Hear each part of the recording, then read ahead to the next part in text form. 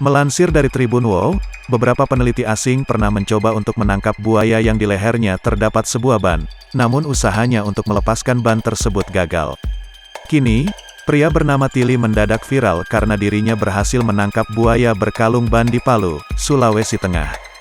Bahkan, tak jarang warga yang memuji Tili karena sudah berhasil menangkap buaya berkalung ban itu. Senin, tanggal 7 Februari tahun 2022. Diketahui bahwa Tili baru sekitar 4 bulan menetap dan tinggal di kota Palu. Saat ini ia sudah memiliki alamat IKTP dengan alamat kota Palu. Di sini, kota Palu, sekitar baru 4 bulan, ungkap Tili, dilansir dari Tribun Palu melalui tribunwow.com. Di balik keberhasilan Tili menangkap buaya itu, ternyata ada cerita di belakangnya. Ternyata Tili mengeluarkan biaya yang cukup besar untuk bisa menangkap buaya tersebut. Tili mengeluarkan uang pribadinya untuk ia gunakan membeli umpan seperti ayam, burung merpati dan bebek untuk memancing buaya. Habis uang sekitar 4 juta rupiah, kalau ayam sekitar 35 ekor sama merpati, ujarnya.